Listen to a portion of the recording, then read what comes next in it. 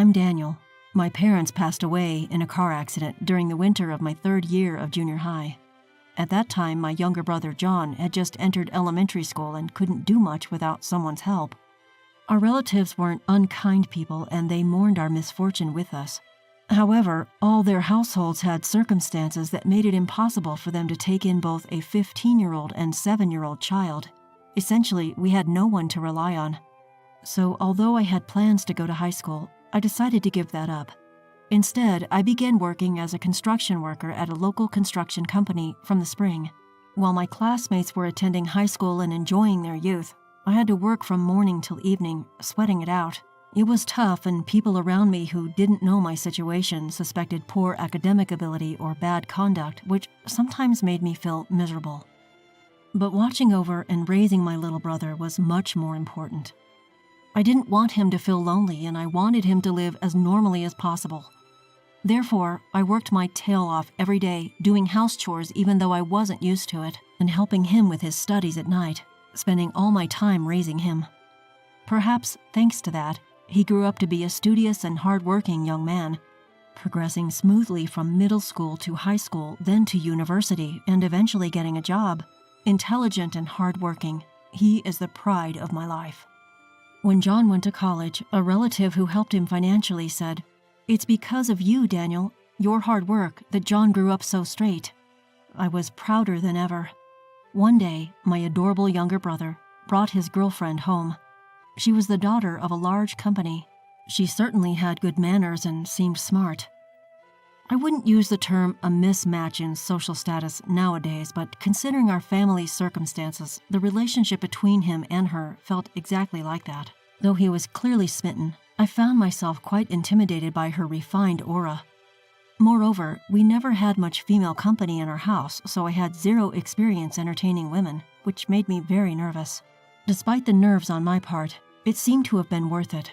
His girlfriend showed appreciation for our hospitality, and she treated me kindly, acknowledging me as her boyfriend's brother. I envied him for having such a wonderful person as his future wife.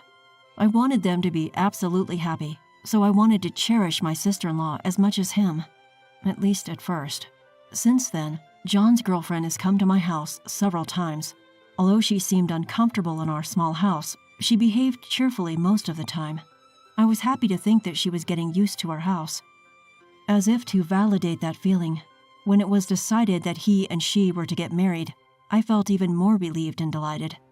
However, it was a Sunday, just about a week before the wedding ceremony.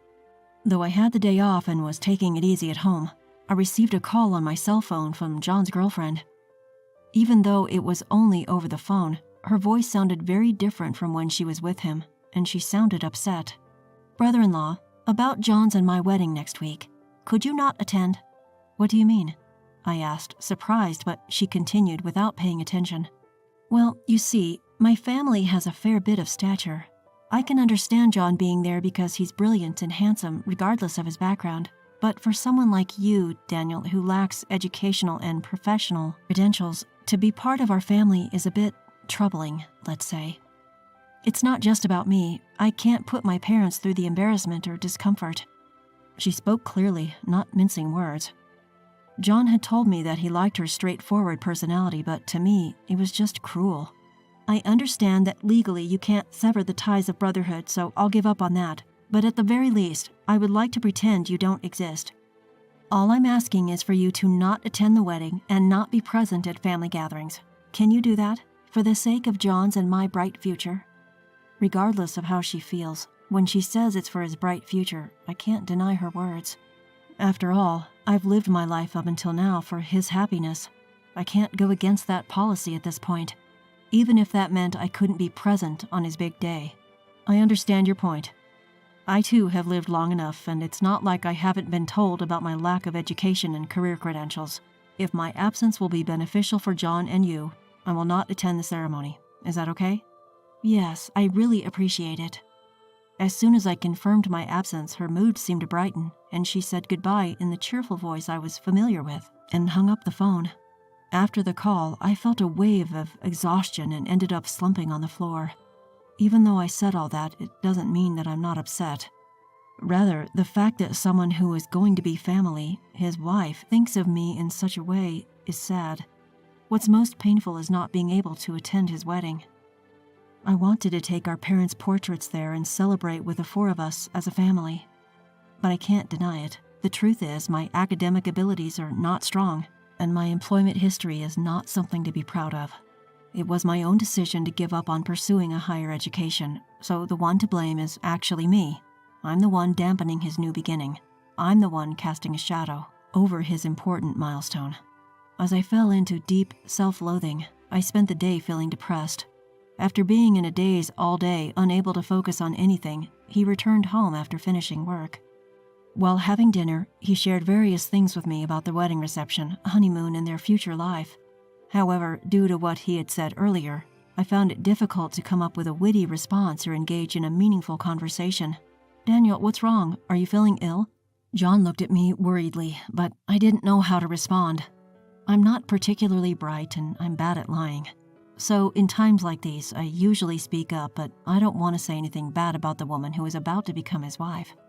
However, if he were to say the same thing as her, then I could accept it. I could bear to graciously decline attending the wedding. Afterwards, realizing the importance of my relationship with him, I mustered the courage to be honest and share all my feelings and thoughts, even though I knew it might make him dislike me. "Your girlfriend told me, someone who can't exactly boast a life to be proud of, not to attend your wedding," she said. "If you feel the same way, just tell me outright. The most painful thing for me is to be a burden to you. If you don't want me to attend, I'll gladly comply." And then, with a voice seething with anger from the core of his being, he said this to me. "You really think I would say something like that? There's no way I could think something so cruel about the only family I have." Roaring those words, John calmed down a bit. Then, with a look as if he just thought of something, he said to me, "Daniel, how about not coming to the wedding just as she said? Please, I'd like you to wait for me at home. Is that okay?" "Wait, what do you mean?" The words were quite shocking, but I understood from John's subsequent words that there was some thought behind it. "There's no need to show up to a celebration involving someone who says terrible things, Daniel." On the wedding day, although I was told not to come, I was still worried. To my brother, I'm the only person he can call family. I couldn't help but worry if there were any issues or disputes during the family gathering. So I got dressed in my brother's suit and secretly went to the venue, but it was strangely quiet at my younger brother's place. I approached one of the staff members who seemed troubled, wondering what was happening, and asked, "Sorry for being late, but how far has the ceremony progressed?" The staff member replied, "We can't start the ceremony because none of your groom's family has arrived yet." "What?" I was led to John's dressing room and asked him, "John, our uncles haven't arrived?" "Daniel, that's right. I told them not to come." "Why did you suddenly say not to come?" "If I told our uncles and aunts what you've been told, they'd say, well, we're the shameful relatives who couldn't help when you needed. So we won't attend the ceremony. That's why nobody's coming today. I just thought I'd eat the food and go back. It's a waste otherwise." That's completely outrageous. I can't hide myself shaking up. Why would the entire family go to such lengths to make things difficult? It was supposed to be a day of celebration for you. What could have possibly led them to such a decision? Seeing my silence, John reassured me by saying, "I loved her, but I can't forgive her for what she said to you. My pride. Uncles in our family feel the same way. If she can't consider you as family, I can't be part of hers. I'm thinking of breaking off the engagement." Just as John finished speaking, a woman burst into the room. John's girlfriend was in her bridal gown. "How long are you going to keep me waiting? We're already past the start time." To the agitated her, John replied calmly, "At the very least, none of my family will be coming.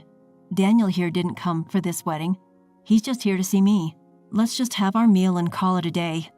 As for you and me, we can't get married. I'd like to say this engagement never happened." "That's impossible. You can't just cancel the wedding at the last minute like this." John's response to his girlfriend, whose face turned red with embarrassment and anger, was cold. "You seem to have said some pretty terrible things to him. Remember the family issues we discussed before? Knowing all that, you decided to say something that would upset him, and while I wasn't around at that." I was pretty surprised at first how low you could stoop, but then I realized you're exactly the type to do something like this. You only see people based on their achievements, don't you? Unfortunately, I'm also what you'd call a failure raised by another failure, so I can't marry a woman who doesn't care about my family." She burst into tears. "I'm just telling the truth. I can't introduce a family where the husband's family consists of only high school dropouts working in construction. How shameful." I asked myself if I could remain silent after being talked to like that. John defended me and sided with me, and if I kept my silence, it would make him look foolish. This was an issue between her and me. While she might be right, I have lived my life doing my best. It hurts when someone who knows nothing about me looks down on me. Yes, I might not be the brightest, and I have no prestigious credentials, but even without such things, I have lived my life strongly to protect my precious family. You have no right to deny my way of life." With her hysterical crying and my loud voice, her family and the venue staff began to gather. Inadvertently, everyone heard her offensive words. Her parents, figuring out what was happening through her words, began to bow their heads to my brother and me. "And here I thought you finally found a man to marry, and you start saying such things. I thought I could finally relax, thinking you were going to move out." Her father, his head in his hands, scolded her. "We deeply apologize. It's partly our fault for spoiling her too much. We sincerely apologize and hope you can forgive her." Her mother, despite wearing a beautiful dress, was making a shamefaced, apologetic expression and bowing to my brother and me. Even her friends who were attending the wedding seemed to have had enough of her offensive remarks about the groom's family. No one came to her defense or interfered. The attendees just stared at her in disbelief. Even she, usually so glib, was left speechless. Perhaps she finally realized the reactions her words were causing, or maybe she finally understood the disastrous situation she had created. "I was 7 when our parents died," John began. "My older brother, who started working as soon as he finished middle school, has been sacrificing so much for me. His life isn't something that just anyone can emulate, and even if I was in the same position, I don't think I could have done it. Even if one has a good education, it doesn't guarantee they can live that way. I knew this even when I was 7, but you couldn't understand that. You're less mature than a 7-year-old. I can't marry a child, and I don't want to, so I'm breaking off our engagement. I don't want to see you anymore." After saying this, John apologized to her parents for the abrupt cancellation and then to the staff. Though he had apologized very respectfully and humbly, it was also a clear statement that he had no intention of changing his stance. She, who ruined one of life's biggest turning points, her wedding, through her own actions, stared blankly at the aftermath. "You have a family who scolds and protects you in times like these, right? My younger brother, too, when he heard about our phone call, was angrier than me. While educational background and work history are certainly important, for me, he is far more important than any of those things. So, knowing he outright refused to marry someone like you, I'm a little relieved now." She cried again. It was probably the only thing she could do. And so, the wedding ceremony was canceled before it could even begin. Afterward, John really did break off the engagement with her. Since they hadn't submitted their marriage license yet, there were no procedures to be taken care of, and he quickly cut ties with her. Later, some attendee disseminated photos of the scene online, and it seems that she and her family lost their standing at work because of this. She probably won't be able to date or marry for a while. It's probably a good medicine for her who was so arrogant. John says that she took care of the entire cost of the wedding cancellation. Of course, it's only right, since she was the one who caused this mess, and we, the victims, don't need to worry about it. I'm grateful to him. I don't know anyone else who would get so angry for me. Not just because we're family, but because he respects me as a person, and although this isn't the ideal circumstance, I got to learn this again. After this incident, it feels like our bond as brothers has deepened even more. I'm really proud of John, whom I've raised with care even though we don't have parents, for growing into such a fine person. Encouraged by him, I started studying for my high school equivalency exam, something I'd been contemplating for a while. A year later, I passed the exam and switched jobs.